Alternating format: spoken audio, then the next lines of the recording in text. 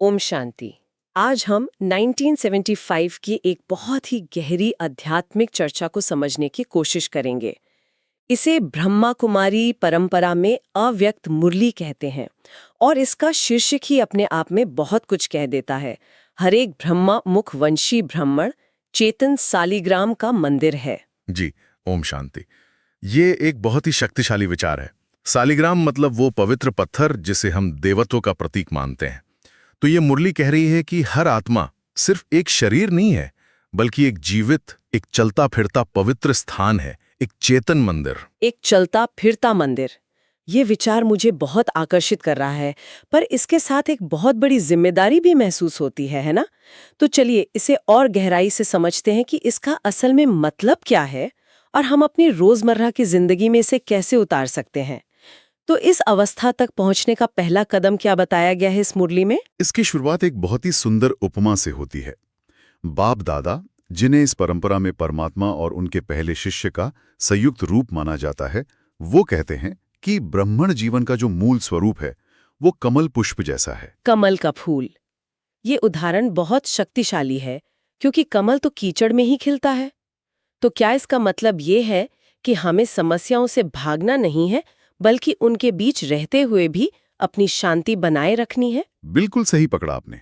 बाप दादा यही कहते हैं कि कमल हल्का होता है ना, तो पानी में रहते हुए भी वो पानी से ऊपर रहता है, उससे न्यारा।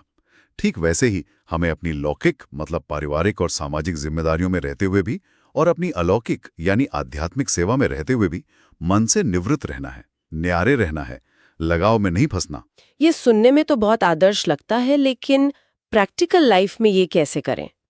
मान लीजिए आप ऑफिस में हैं या परिवार में कोई मतभेद हो गया, उस समय अपनी मानसिक स्थिति को कमल जैसा न्यारा कैसे बनाए रखें जब गुस्सा या निराशा महसूस हो रही हो? इसका जवाब मुरली के अगले ही हिस्से में है। बाप दादा एक सूत्र देते हैं, बहुत सरल। जी। जैसी वृत्ति वैसी प्रवृत्ति बनेगी। वृत्ति मतलब हमारा आंतरिक दृष्टिकोण, हमारा नजरिया या माइंडसेट। जी।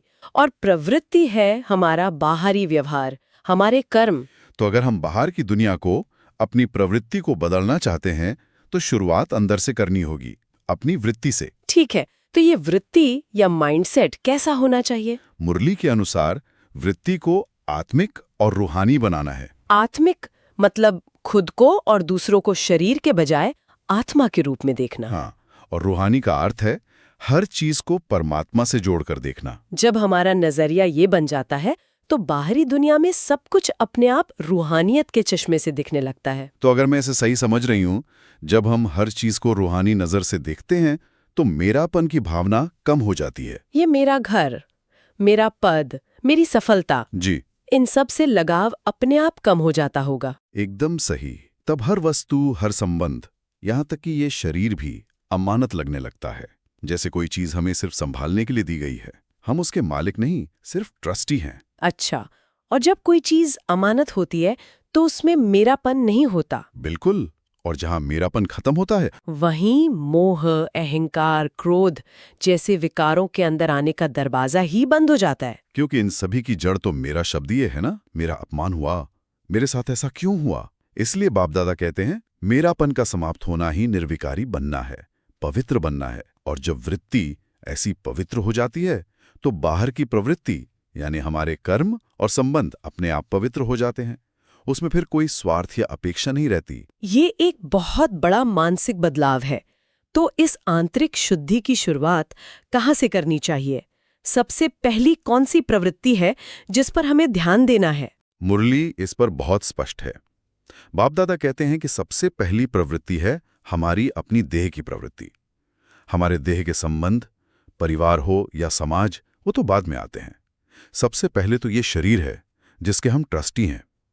इसलिए पहले अपनी देह की हर कर्म इंद्रियों को पवित्र बनाना है। जब आप कहते हैं कर्म इंद्रियों को पवित्र बनाना, तो इसका क्या मतलब है? क्या ये सिर्फ शारीरिक शुद्धता की बात है? नहीं, ये उससे कहीं ज्यादा गहरा है। स्थूल और सूक्ष्म दोनों स्तर पर है। बाप दादा हमें आत्मचिंतन करने को कहते हैं। क्या हमने अपने संकल्पों को पवित्र बनाया है? क्या हमारी बुद्धि में व्यर्थ या नकारात्मक बातें तो नहीं चलती? क्या हमारी आंखों से हम दुनिया को पवित्र दृष्टि से देखते हैं? क्या हमारे मुख से निकलने वाले शब्द किसी को दुख तो नहीं देते? ये है कर्मेंद्रियों की पवित्रता। मुरली में एक बहुत अच्छी कहावत का जिक्र है, चैरिटी बिगिंस एट होम। तो ये घर हमारा अपना शरीर ही है। पहले इस घर की सेवा और सफाई करनी है, फिर बाहर की दुनिया की। हाँ, और इसे समझाने के लिए दीपावली का बहुत सुंदर उदाहरण दिया गया है। जैसे दिवाली पर हम घर का कोना कोना साफ करते हैं, ये ध्यान रखते हैं कि कहीं कोई जाला या गंदगी ना रह जाए। ठीक वैसे ही हमें अपनी हर कर्मेंद्री यानी मन, बुद्धि, आंख, कान, मुख सबको चेक करके स्वच्छ करना है। जब ये सफाई हो जाती है तब आत्मा का अखंड दीपक जगमगाता है।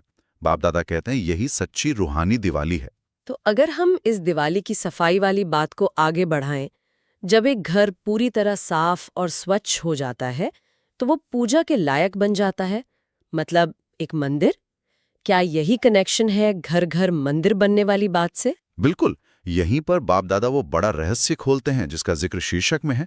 वे कहते हैं कि हर ब्रह्म मुखवंशी ब्राह्मण यानी हर आध्यात्मिक ज्ञान को जीवन में धारण करने वाली आत्मा एक चैतन्य सालिग्राम का मंदिर है, एक जीती जागती शक्ति का मंदिर है। तो ये जो गायन है कि घर घर में मंदिर बनेंगे, वो असल में ईंट पत्थर के मंदिरों की बात नहीं है। ये हर इंसान के अपने शरीर रूपी घर को एक पवित्र मंदिर बनाने की बात है। जब हर व्यक्ति खुद को एक चलता फिरता मंदिर बना लेगा, तब ये दुनिया अपने आप स्वर्ग बन जाएगी। और सोचिए, मंदिर की सबसे बड़ी विशेषता क्या होती है? यही ना कि एक पवित्र मंदिर में भूत प्रेत या कोई नकारात्मक शक्ति प्रवेश नहीं कर सकती। तो जब ये देह एक मंदिर बन जाती है तो इसमें प्रकृति के विकार, काम, क्रोध, लोभ, मोह, अहंकार, इनके वशीभूत होने का सवाल ही नहीं उठता। इसका मतलब ये हुआ कि जहां अशुद्धि होती है, चाहे वो संकल्पों की हो या कर्मों की, वहीं इन नकारात्मक शक्तियों या विकारों को घुसने का रास्ता मिलता है। अगर देह रूपी मंदिर का कोई कोना, कोई कर्म इंद्रिय अस्वच्छ रह गई, तो वहीं से विकार अंदर आ जाते हैं। इसीलिए बाप दादा कहते हैं कि चैतन्य सालिग्राम के मंदिर में आसुरी संकल्प या संस्कार कभी प्रवेश कर ही नहीं सकते। और अगर वे कर रहे हैं तो इसका मतलब है कि मंदिर की सफाई में, मतलब आत्मनिरीक्षण में कहीं कोई कमी रह गई है। सच्ची दिवाली अभी मनानी बाकी है। तो अगर हर व्यक्ति को खुद को एक मंदिर में बदलना है, ये एक बहुत बड़ा काम है। इसके लिए खास तरह के माहौल और ऊर्जा की जरूरत होती होगी। क्या इसीलिए मुरली में मधुबन, जो ब्रह्मा कुमारीज का मुख्यालय है, उसको इतना महत्व दिया गया है? Does it act as a sort of spiritual charging station for this transformation? आपने बहुत अच्छा कनेक्शन जोड़ा है। बाप दादा समझाते हैं कि मधुबन है ही परिवर्तन भूमि। ये एक ऐसी जगह है जहां की ऊर्जा, वहां का वातावरण इस आंतरिक परिवर्तन में मदद करते हैं।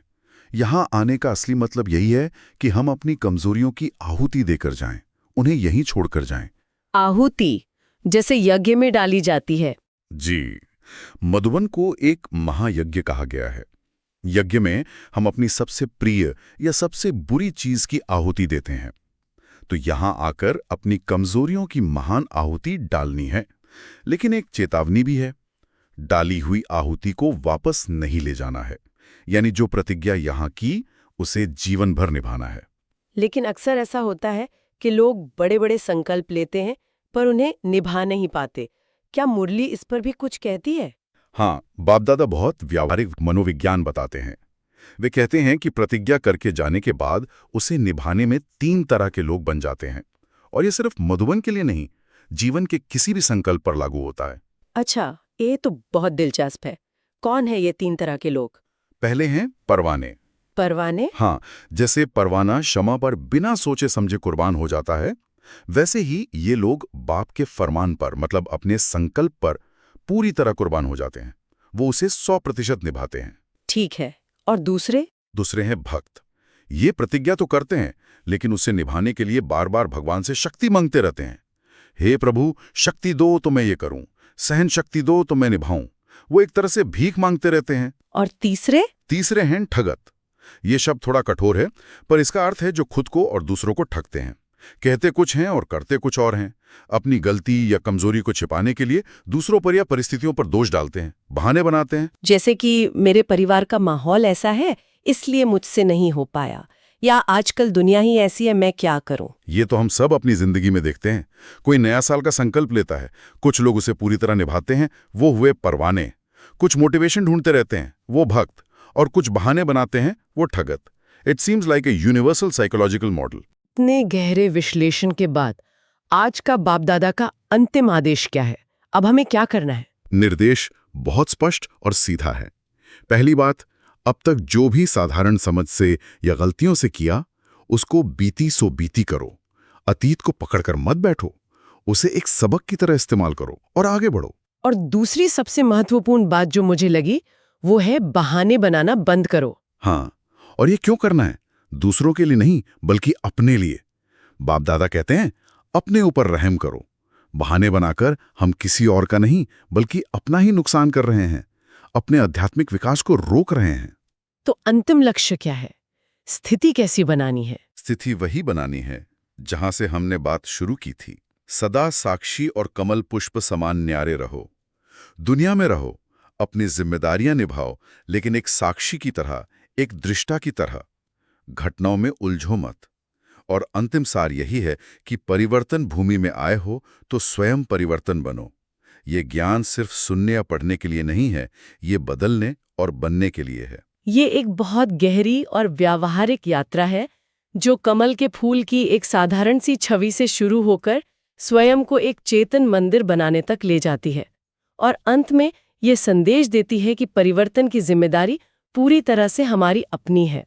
ऐसे समय प्रमाण स्वयं को परिवर्तन करने वाले, विश्व परिवर्तन के निमित्त बने हुए, बाप के साथ प्रीति की रीति निभाने वाले, सदा कमल पुष्प समान साक्षी रहने वाले, ऐसे सदा स्नेही बच्चों को बाप दादा का याद, प्यार और नमस्ते। ओम शांति।